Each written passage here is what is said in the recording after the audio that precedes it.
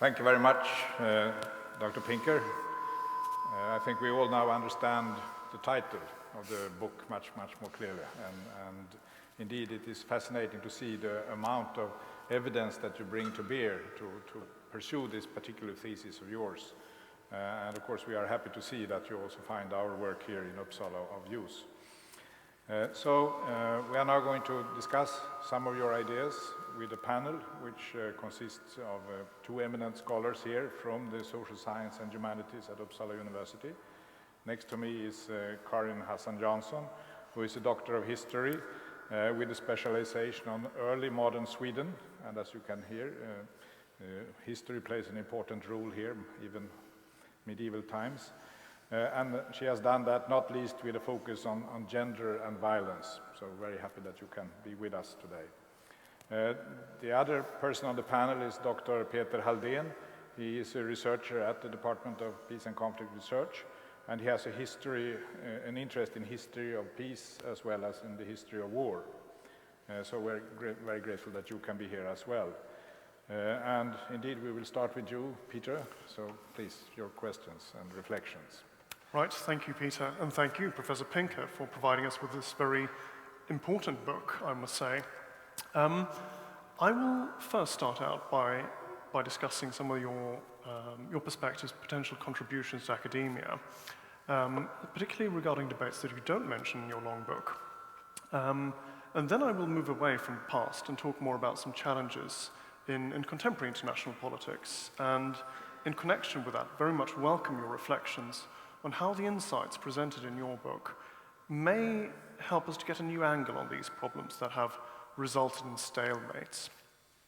Turning first to the academic benefits, I find it thoroughly refreshing to see someone rehabilitating and strongly defending the ideals of the Enlightenment, because this is something that's been very unfashionable in academia over the last decades, where the fashion has rather been to blame the Enlightenment for all the ills of modernity and see it as suspect and misguided or as a culprit.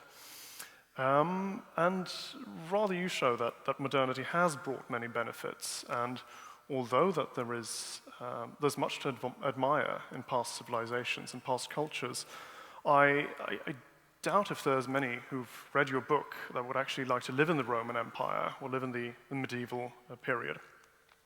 And speaking of modernity, I think your book is a valuable addition, not only to the literature on peace and conflict, but actually to the sociology of modernity itself. Because if we look at all the classical treatments of modernity in social theory by thinkers like Max Weber, Émile Durkheim, Michel Foucault, Anthony Giddens, and Zygmunt Bauman, they all show that modernity is an age of rationalization, it's an age of bureaucracy, of discipline, punishment, wars, industrialization, and genocide. But your book is a very valuable addition to this kind of literature by showing that modernity is also an age of humanitarianism, compassion, and empathy. And also a very academic point of view, I was struck by the way that your book is a defense of the study of history. And not just any kind of history, but actually the study of very long periods of time. Because when you do so, you can create profound, even revolutionary insights about our own age. This study of macro history, as it were, puts our own age in a perspective where we see how strange it is, how extraordinary our own times are. And I think it's only by evading what you call the historical myopia of looking at too short a time that we can really see and appreciate our time.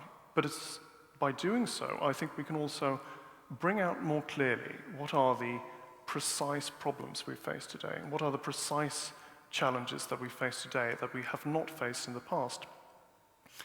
And I would now like to direct the conversation away from the past and talk about two issues that face us today as real problems. And the first one is a recent development in international law, which is called the responsibility to protect. And in brief, this new legal doctrine states that states have a duty to protect their citizens from harm. And if they can't do so, other states have a responsibility to step in and help them. And if states turn from being protectors to predators, other states have a responsibility to step in even more forcefully and assume the responsibility of protecting these human beings at risk. Now, this has become an increasingly important element in debates on international intervention, and it was invoked as a key justification in the international intervention in Libya last year, where Swedish forces took place. And some observers have claimed that the responsibility to protect is a unique and radical development. But in the light of your argument about the growing role of humanitarianism and empathy as a factor, the responsibility to protect seems more like a logical step, a logical development in this long-term trend. However, the current stalemate in the United Nations over the question of Syria shows that it can be very hard to implement this doctrine, even in a crisis of considerable proportions. And to my mind, the stalemate between, on the one hand, the West, with Britain, France, and America, and on the other with China and Russia, who oppose stronger measures against Syria, we need a new way to debate the responsibility to protect. We need a new way to argue for the responsibility to protect. Because otherwise it might just be a lofty aspiration or a one-off, as in the case of Libya. And the second major issue that faces today is how to create conditions for durable and sustainable peace in countries and entire regions that have been blighted by a conflict for many, many years. And since a decade or so, the dominant response from the international community has been to try to create states, strong, accountable, and sovereign states. And although state building is absolutely central to most international interventions today, it's also been strongly doubted and it's been severely criticized. Its critics claim that state building is costly. State building involves a lot of violence, even though the ultimate aim is to reduce violence in the long term. They claim that it's so complex to try to build a state that it's futile even to try, particularly in countries with no state traditions, but plenty of traditions of clan violence and tribal government. And some even claim that state building is a form of neocolonialism, or the latest incarnation of Western imperialism. And all of these doubts have been very strongly voiced concerning Western involvement in Afghanistan. And honestly, the Afghan state is very far from being strong, accountable, and all the good things we associate and aspire to with states. Now, the debates among politicians and academics on the merits and flaws of state building seems to have reached a stalemate. And it seems that most Western governments just simply want to get out of Afghanistan as quickly as possible. So therefore, I would very much like to welcome your reflections, both on the particular situation in Afghanistan, if I may, but also on the general merits and on the future of state building as a strategy for security. So to conclude, these are just some of the questions that your book may create new angles on, and I can only hope that the debate that you inspire will continue.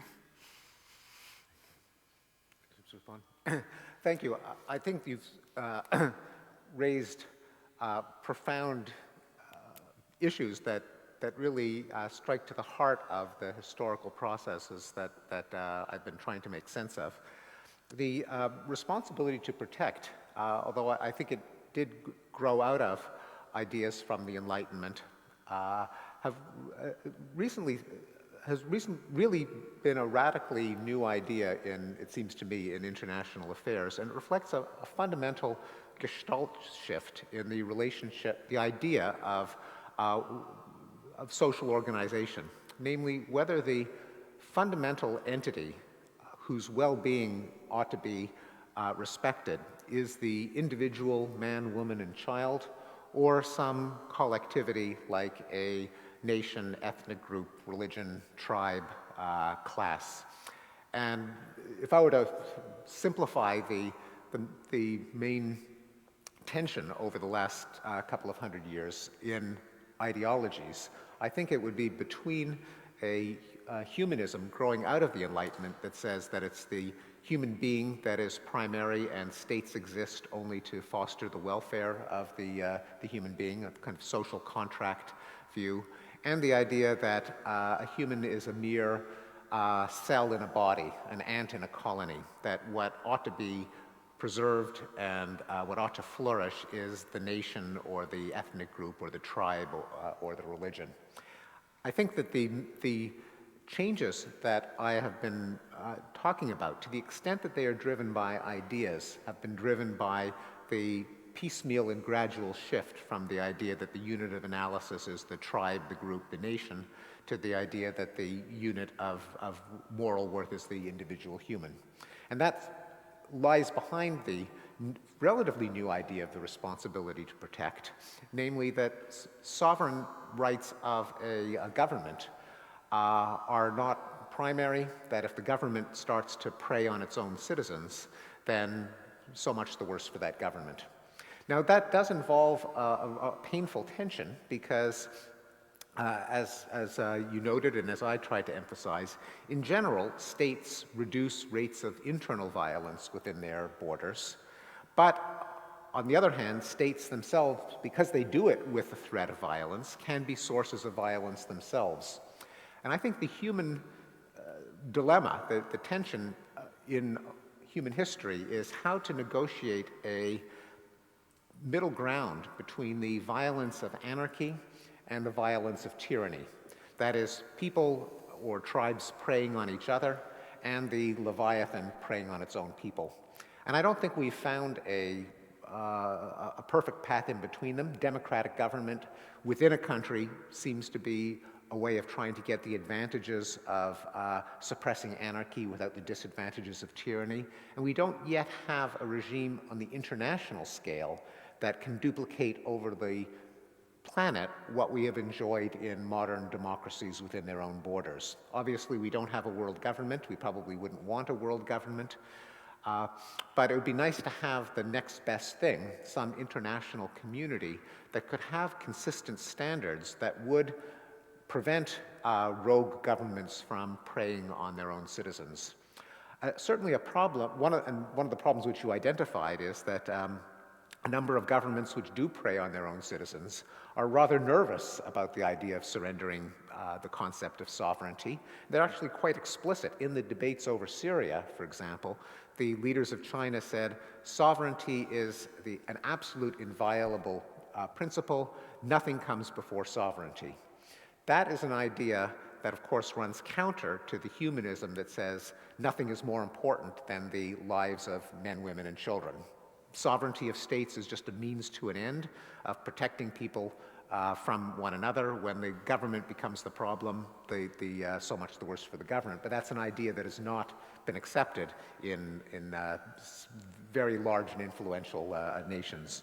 And indeed, if we look to our own history, even the Universal Declaration of Human Rights in 1948 had to be bullied through over a lot of resistance from the United States, because the United States worried about its treatment of African Americans at the time before the Civil Rights Revolution, and Britain, which had to worry about the remnants of its empire.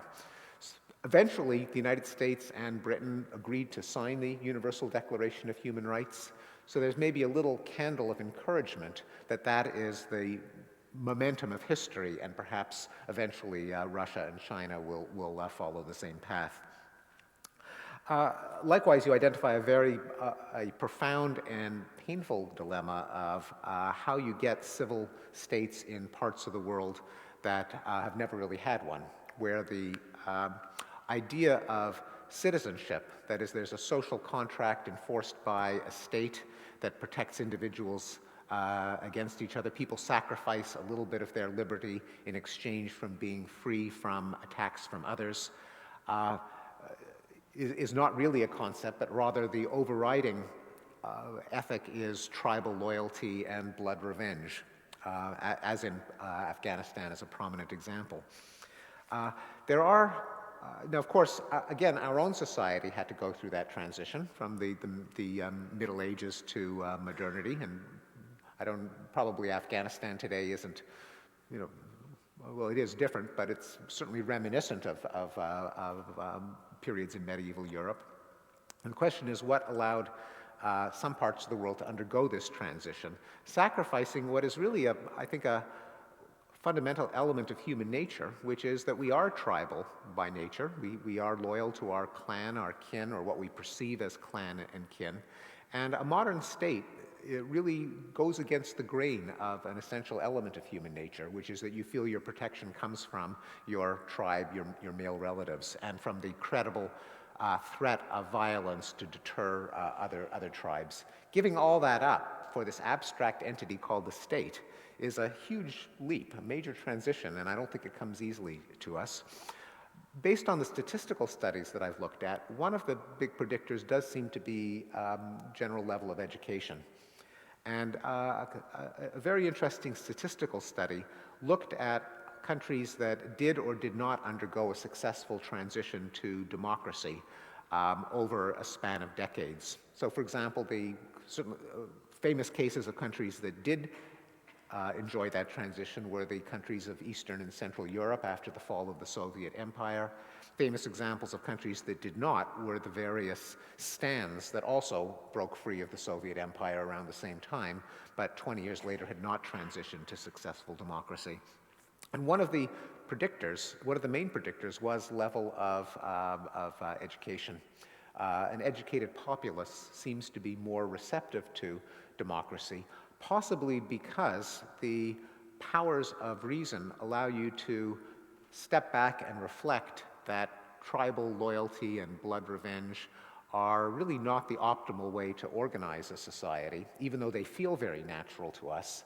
And if you look at history, you look at which societies succeed, which ones don't, you understand the rationale behind government, and that allows the better angel of reason, perhaps, to fight back against the inner demons of tribalism. Peter, would you like to react?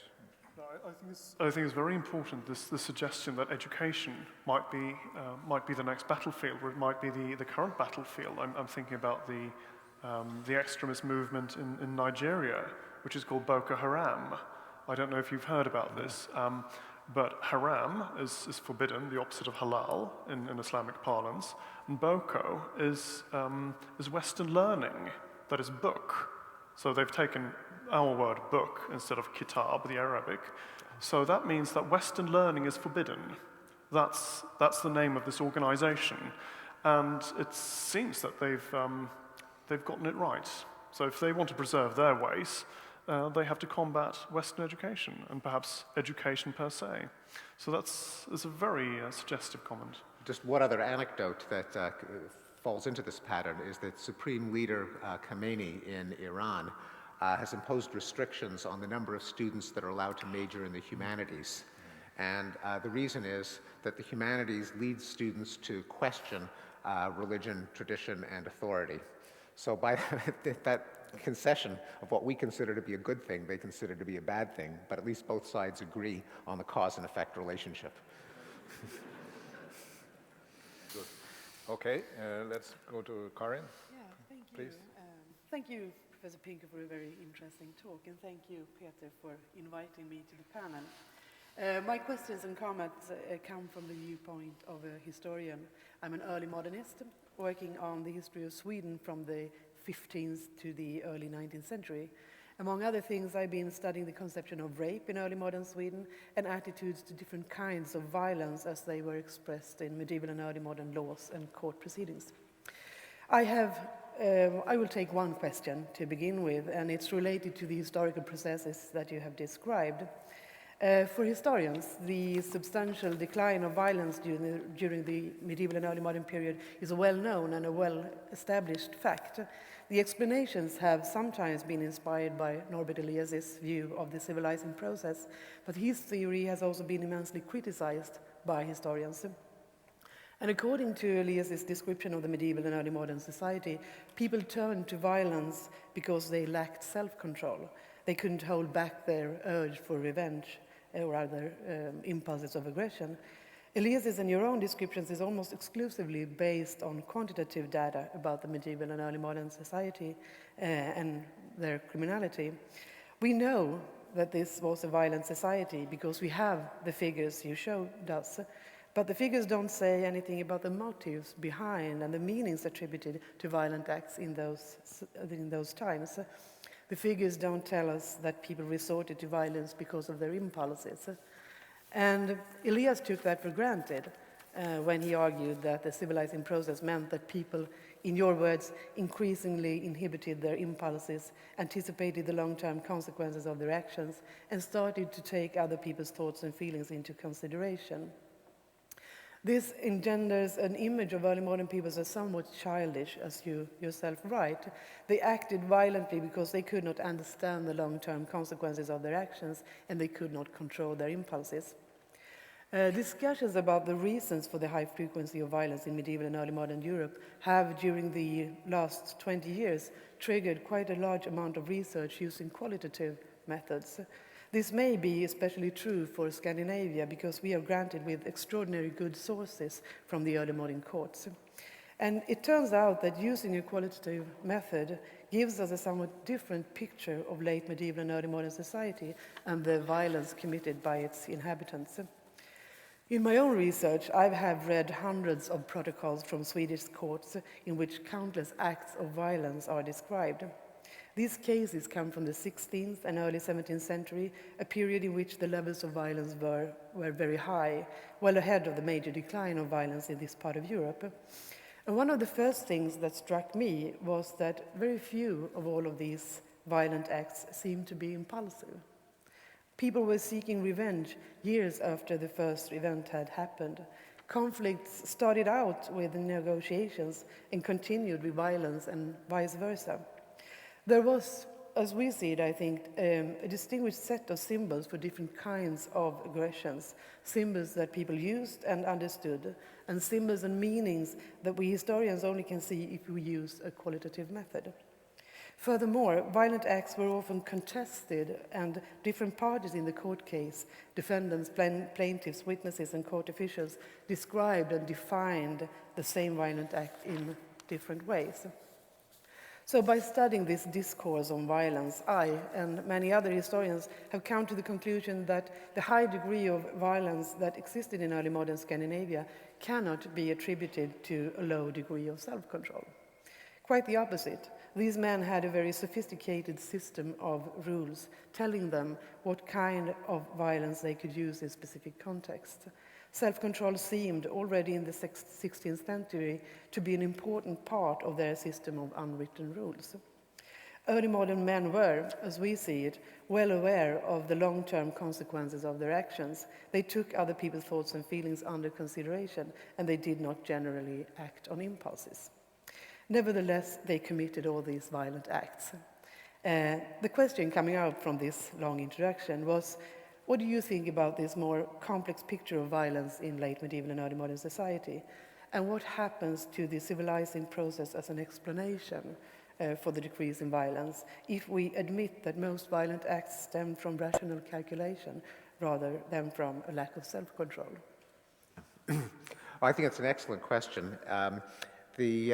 And I think there are multiple motives for violence. I take exception to a number of common theories that attribute a particular aggressive instinct, thirst for blood, violent genes, and so on, as if violence were a single motive, which is why I differentiated at least 4 motives for violence in the talk. And it is plausible that at different times in history there could be different mixtures of impulsive self-control and simply a reaction to the incentive structure of the society that you live in. So if you can't rely on the police to come zooming in within seconds after you call an emergency number, and your only form of self-protection is the credible threat of violence, that is, deterrence, which can only be made credible if you act on it when the time comes, then you may have no choice but to cultivate an ethic of revenge to defend your own interests. And I think it's only when there is the alternative of effective state control where it becomes rational to inhibit any desire for revenge, because then it really is more effective to have the police defend your interest than, as we say, to take the law into your own hands. And there must have been a historical transition between the time when one of them was rational and the other one was.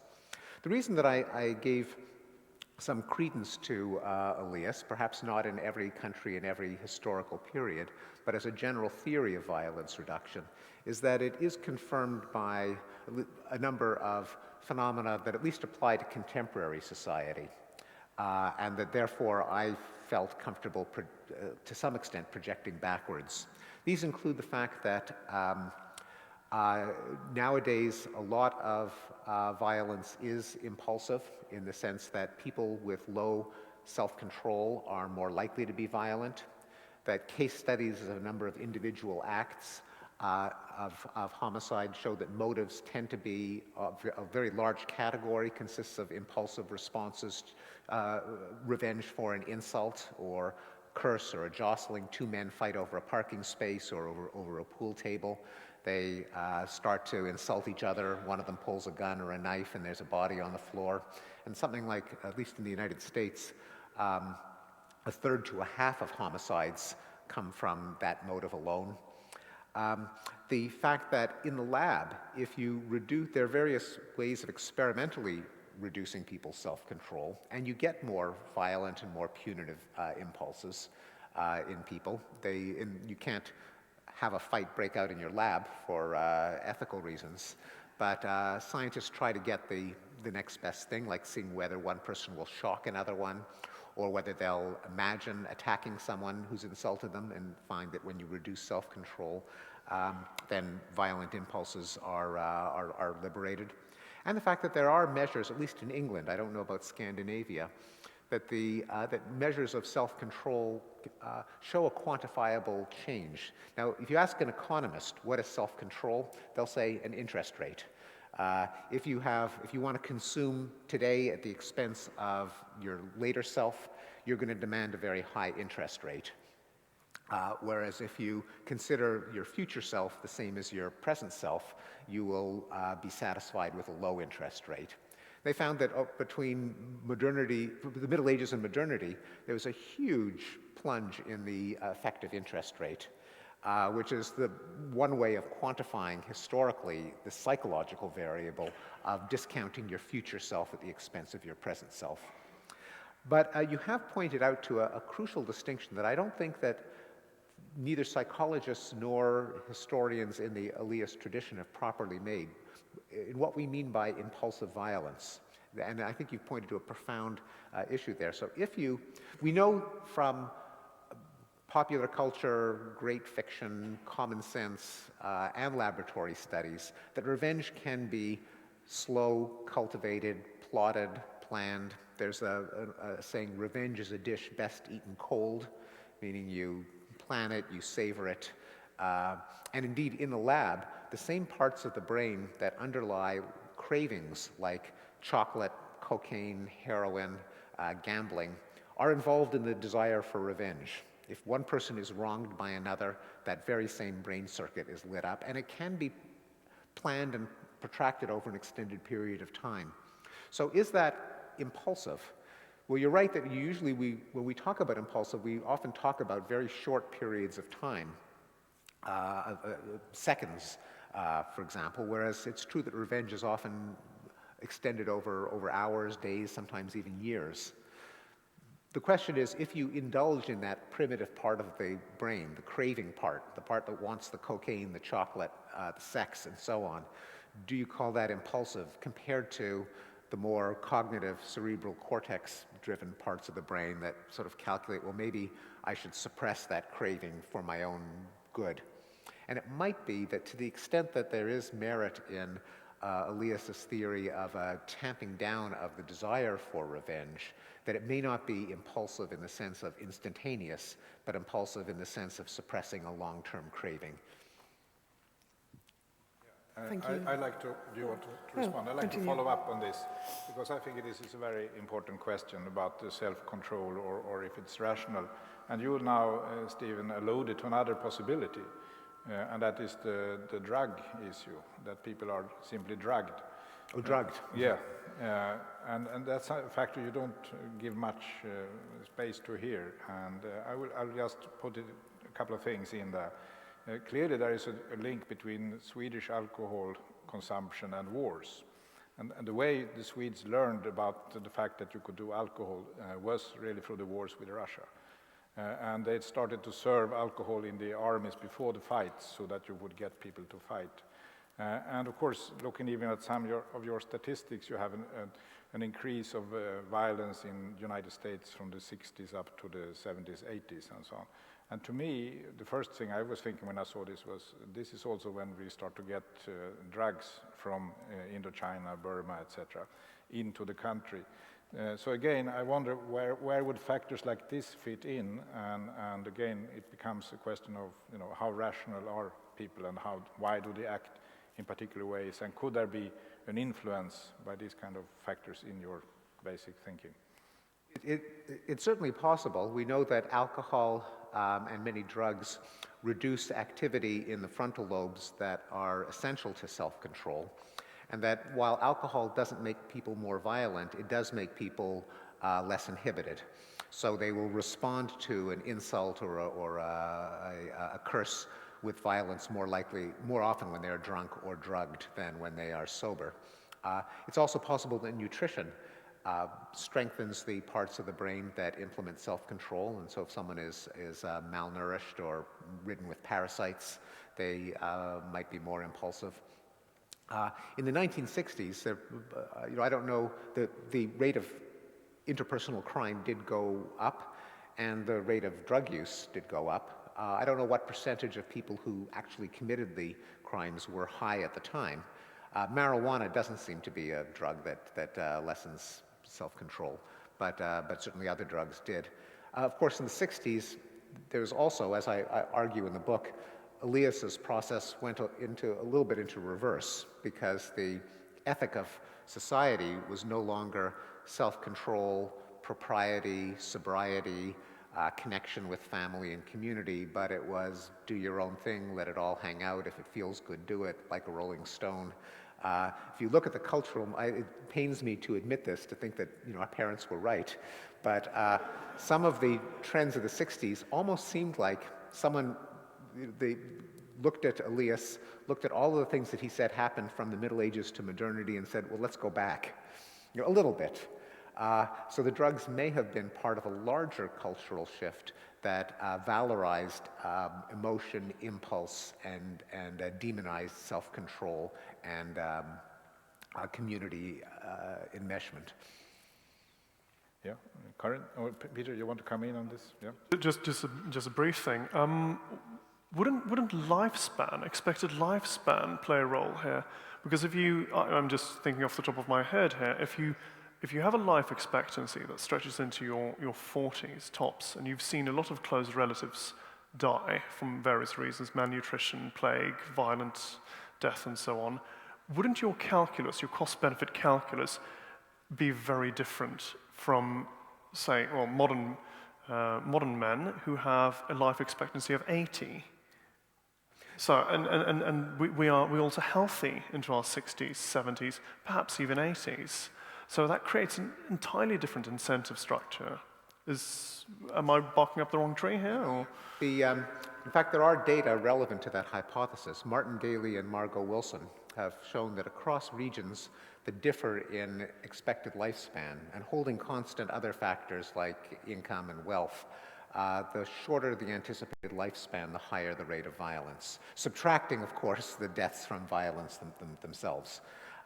So that would be consistent with that hypothesis, and of course it is exactly what an economist would predict is a rational course of action, namely, if the interest rate that you demand or the value you place on your future self very much depends on how much of your future self there is, namely how long you're going to live.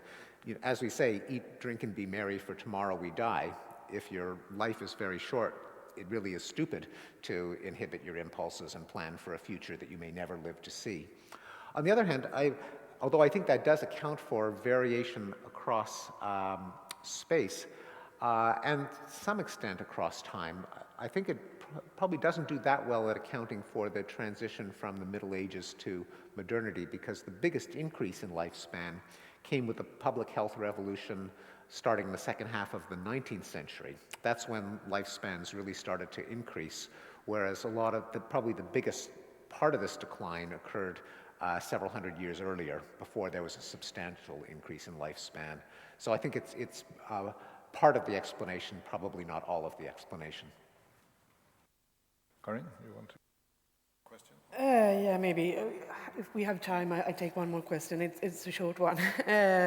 You didn't say that in the talk, but in the book you brought in the feminization as a process leading to less violence in the global world. And I thought that was very interesting. But I'm puzzled about the relation between violence and gender. And you may explain this in parts of your book that I haven't had time to read yet. But the frequency of violence in the world decreases, you tell us, because humans are changing as society changes.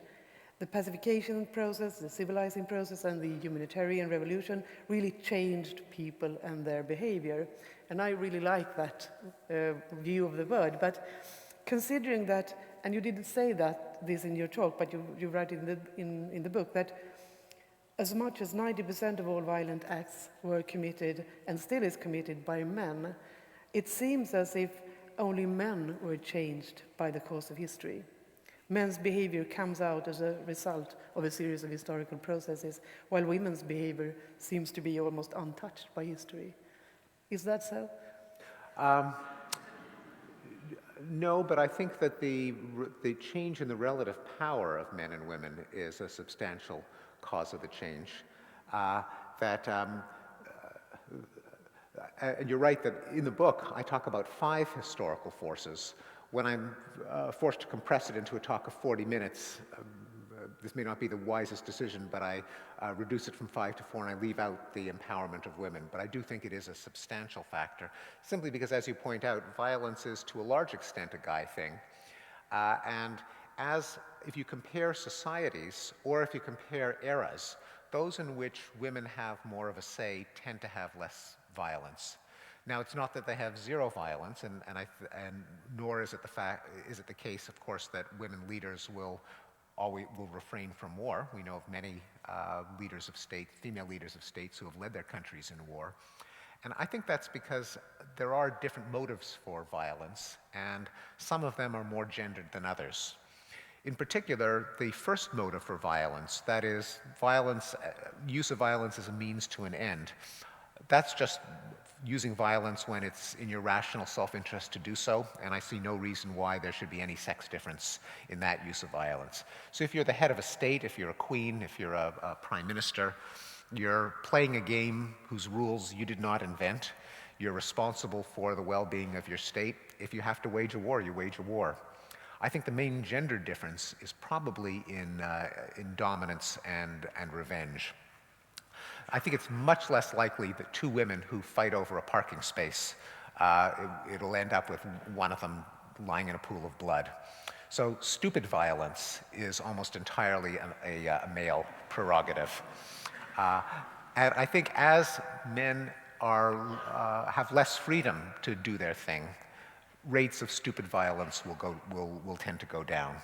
And so it's not that women haven't changed and men have, but rather that the changes in men make more of a difference in rates of violence than changes in women, simply because it's men who commit more of the violence in the first place. You are convinced? Yeah. Now, I listened to your answer. I mean, that's a tricky question, and also it comes in with, I mean, in which ways are violence motivated by, or the differences between the gender grounded in natural differences and in cultural differences. And I mean, I think that it's something you write about in the book. Yeah. Yes, there are categories of violence where females are perpetrators, infanticide being the most obvious one. Yeah. But also self-defense against rape. Yeah. Yeah.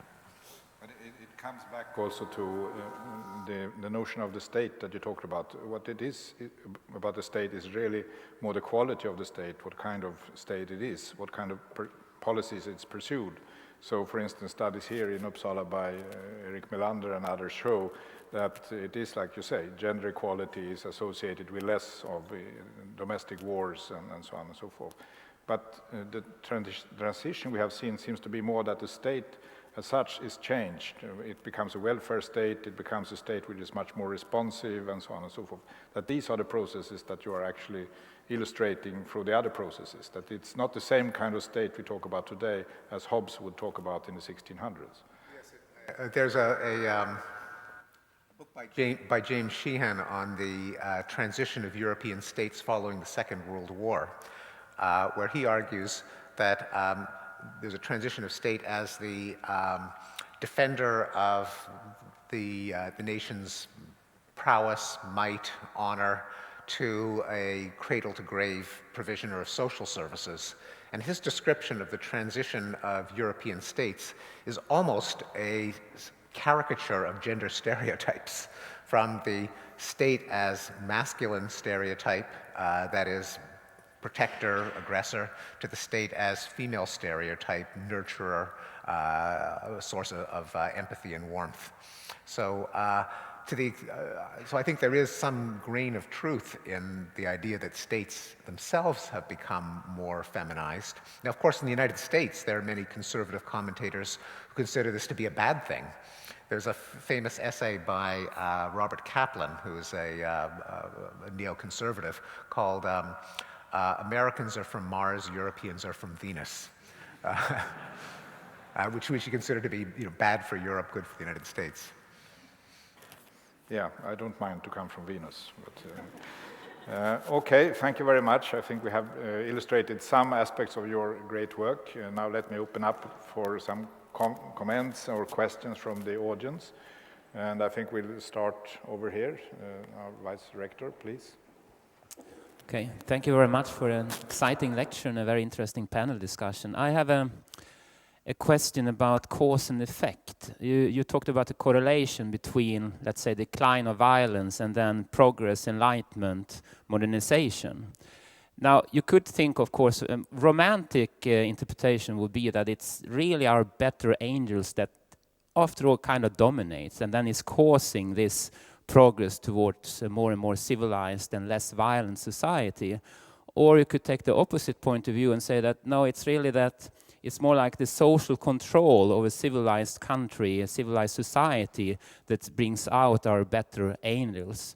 And that it's really a kind of evolutionary pressure on the level of societies and civilizations that say that, no, it's really the democracies which really survive in the long run. So it's a kind of evolutionary process of societies. Then, of course, you could also say that, well, it's kind of lucky that the evolutionary pressure is such that it really prefers, let's say, democracies. But maybe if the rules of the game change, we are running into fundamental limits of natural resources, for instance. Maybe these rules might change, and the evolutionary pressure will be different, so that, again, there are different kind of societies, violent societies, which are really the ones that survive, and the whole development will start to go in the other direction. Is this an argument that you could maybe comment a little bit on?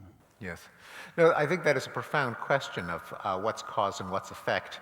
And a problem in this general research area is that there are some parts of the world that are just wonderful, like Sweden, where there's low rates of crime, low rates of war, people live long, they're well educated, they're well fed, they're healthy, the women are respected. Then there are parts of the world that just suck. Afghanistan, Congo, where everything goes wrong. They're low education, constantly at war, tribal, women get raped and attacked and so on. And so with all of the good things that go together and all the bad things that go together, which comes first? And the answer is very often we don't know. Some statistical researchers do their best to try to disentangle cause and effect by resorting to what social scientists are forced to resort to in the absence of controlled experiments, namely at least seeing whether the putative cause occurs in time prior to the putative effect, So that's one hint that there's a causal relationship. And secondly, does that happen when you statistically hold constant all the other factors like disease, like wealth, and so on?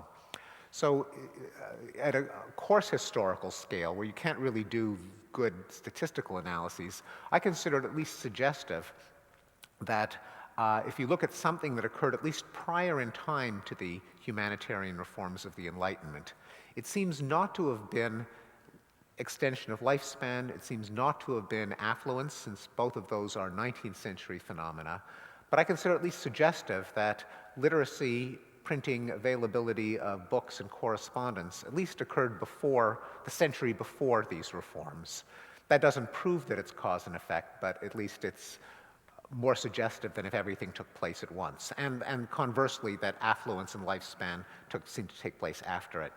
And also, at least one of the statistical studies that I alluded to that pointed to the role of education as a predictor of democracy down the line used regression techniques of cross-lagged panel analysis to both show that the education at time 1 predicted democracy at time 2, but not vice versa, and that was true holding constant other factors like wealth, income, and a number of other nuisance factors.